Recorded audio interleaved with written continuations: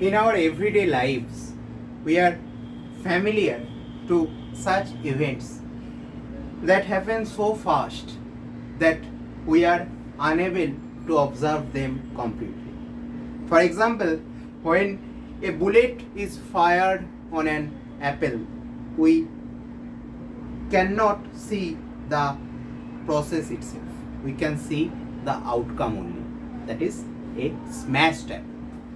But the process of bullet piercing the apple takes only few milliseconds. That is 10 to the power minus 3 seconds.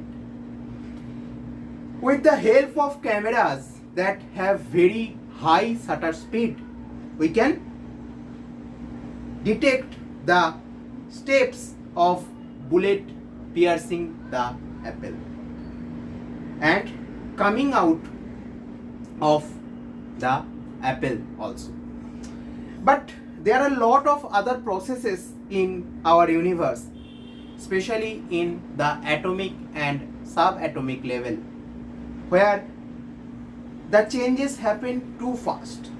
Atoms or molecules make movement changes that take just a few picoseconds, that is 10 to the power minus 12 second, or a femtosecond, that is 10 to the power minus 15 second.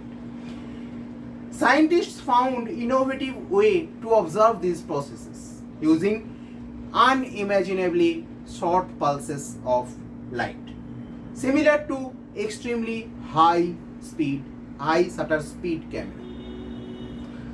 But then they hit a barrier, and how the barrier got removed.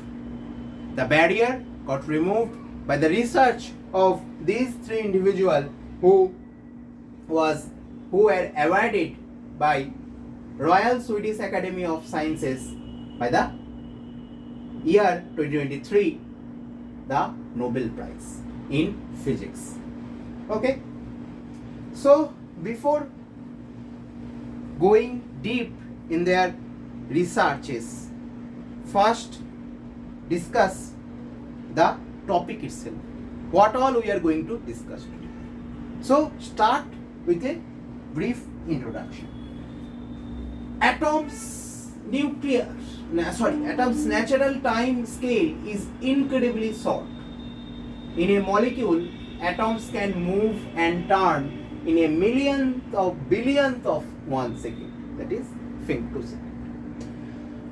These movements can be studied with very shortest pulses that can be produced with a laser. But when entire atoms move, the time scale is determined by their large and heavy nuclei, because you all know that the nucleus is the part that is the heaviest part of an atom, and they move very slow compared to the light and nimble electrons. When electrons move inside atoms or molecules, they do it so quickly that changes are blurred out in a femtosecond even. In the world of electrons, positions and energies change at a speed of between 1 and a few hundred attoseconds, where an attosecond is 1 billionth of a billionth of 1 second. What is attosecond? An attosecond is so short that the number of them in 1 second is same as the number of seconds that have elapsed since the universe came into existence, that is 13.8 billion years. 1 attosecond is to 1 second as 1 second is to the age of universe.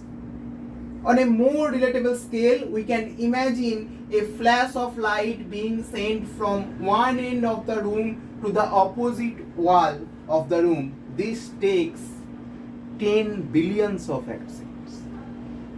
Okay? Attosecond science, including attosecond physics or attophysics as such, deals with the production of extremely short light pulses and using them to study super fast processes. A hummingbird's wings beat 80 times a second. So a single beat would last 1/80th of 1 second. At its best, human eye can see up to 60 frames per second. So that is not good enough to see a single wing beat as it happens. Instead, the wings motion of hummingbird would appear as a blur. Okay? Light consists of waves that we all know, vibrations in electrical and magnetic fields that move through vacuum faster than anything else. The speed of light through vacuum is 3 to 10 to the power 8 meter per second. These have different wavelengths equivalent to different colors. For example, red light had a wavelength of about 700 nanometer, and that is greater than compared to the blue light or violet light. That 700 nanometers itself, nanometers means 10 to the power minus 9 meter, that 700 nanometer itself is 1/100th of the width of a hair, and it cycles at about 430,000 billion times per second. We can think of the shortest possible pulse of a light as the length of a single period in the light wave. The cycle where it swings up to peak, down to a trough, and back to the starting point. In this case, the wavelengths used in ordinary laser system are never able to get below a femtosecond. So in the 1980s, this was regarded as the hard limit for the shortest possible bursts of light. The trick to attosecond pulses is that it is possible to make shorter pulses by combining more and shorter wavelengths. Now come to the concept of overtones. An overtone is any resonant frequency above the fundamental frequency of a sound.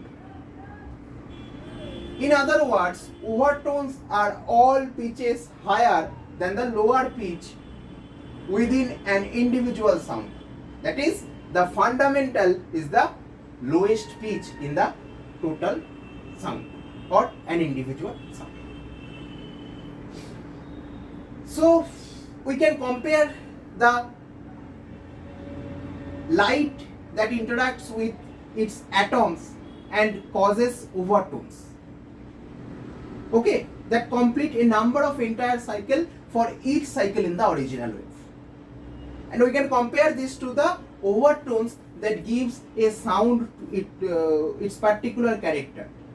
An overtone allows us to hear the difference between the same note played on a guitar and on a piano. Observing electrons' movements on an atomic scale requires short enough pulses of light, which means combining short waves of many different wavelengths. To add new wavelengths to light, more than just a laser is necessary.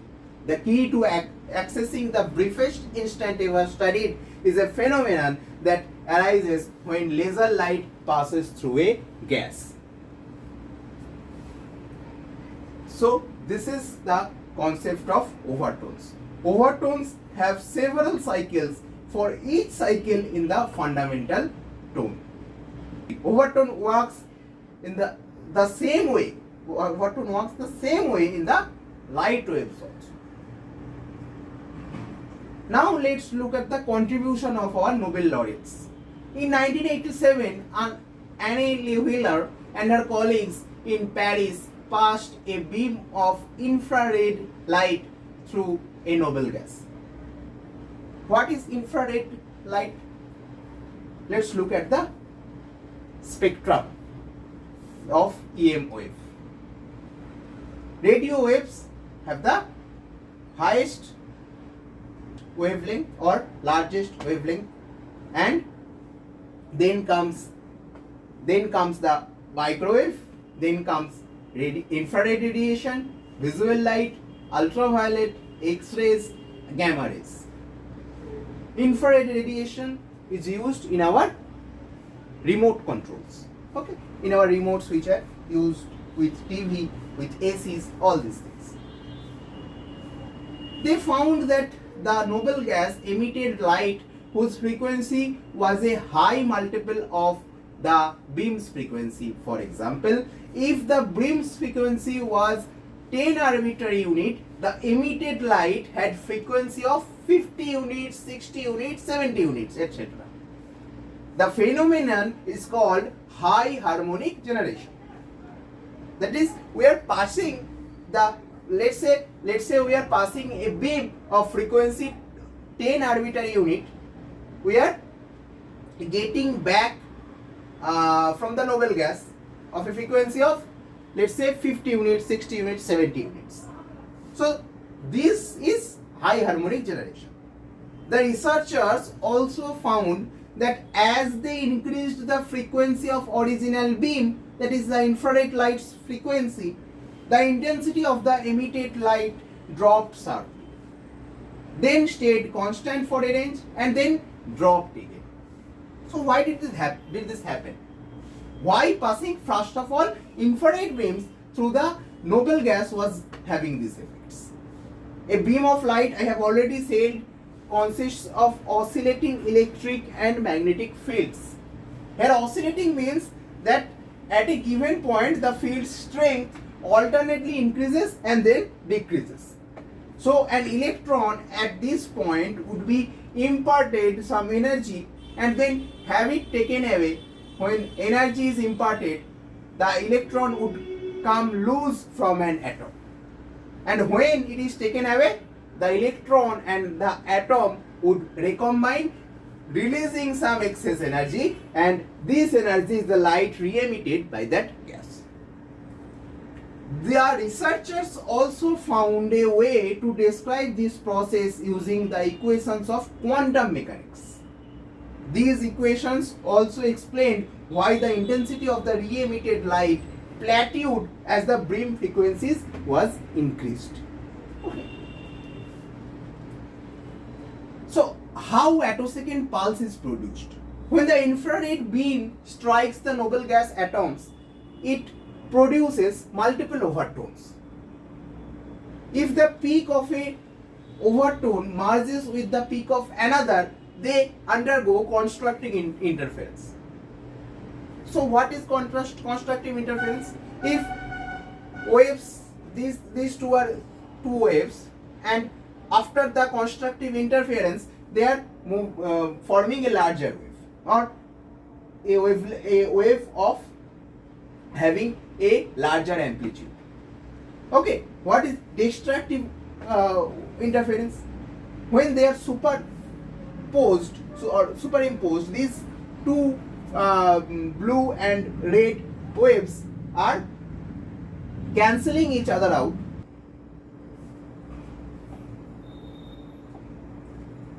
Example of constructive interference is when we see two speakers right next to each other, we can experience constructive interference when the distance from each of the speaker to the observer is the same. And by doing that constructive interference, we are producing a larger peak. Okay, so if the peak of an overtone merges with the peak of another, they are undergoing through constructive interference and producing a larger peak. When the peak of one overtone merges with trough of another, okay, they undergo destructive interference. That is used in noise cancelling headphone. Function by playing a sound that has the opposite amplitude as the incoming sound, causing the two sound waves destructively interfere and cancelling themselves out. By combining a large number of overtones in this way, physicists could fine tune a setup to produce light pulses for a few hundred attoseconds. due to constructive interference and then stop due to destructive interference. These pulses are produced only when beam's frequency is within the plateau range. So now these are the imposition of overtone or superimposition of overtone, reinforcing or cancelling each other these overtones, and then they are forming the attosecond pulses. This is how the attosecond pulse is produced. Okay, in a simplistic way I am trying to explain this. A major technique to measure the duration of a short light pulse is called rabbit. That is reconstruction of attosecond beating by interference of two photon transitions. And Agostini and his colleagues at a facility in Paris developed it in 1994. Here the attosecond pulse and another pulse of a longer duration are signed on atoms of a noble gas. Due to the photoelectric effect, using this photoelectric effect, solar cells are produced. Due to the photoelectric effect, the photons in the two pulses kick out electrons from the atoms. Physicists harvest data about these electrons and the atoms. Information about the pulse's properties, including its duration, can be mathematically extracted by analyzing this data. The principles of producing and then measuring attosecond pulses were finally in place. So it was only in 2001 that Agostini in Paris and Ferenc Krauss in Vienna were able to produce verified attosecond pulses in a train. That is, a pulse followed by a gap, followed by a pulse, and so forth. A pulse duration in the former case was 250. In the later, 250 attoseconds. In the later, the Krauss group produced a pulse train with a pulse duration of 650 attoseconds. And using a filtering technique was also able to isolate a single pulse, a bullet of light. After all these achievements, all three groups and other physicists kept refining this technique so that by 2017, experts were able to produce a pulse as short as 43 attoseconds. So from 650 to 50 attoseconds to 43 attoseconds. So now let's look at the application of attophysics.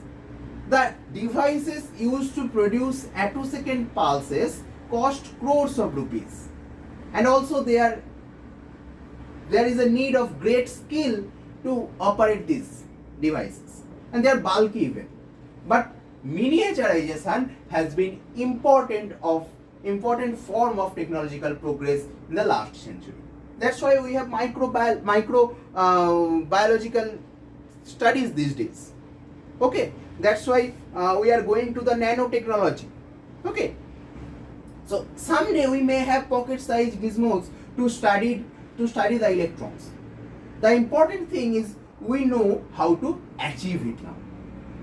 In 2010, a team led by Dr. Krauss used attophysics to find that electrons live in two slightly different energy levels in a neon atom due to the photoelectric effect don't do so simultaneously as was once thought.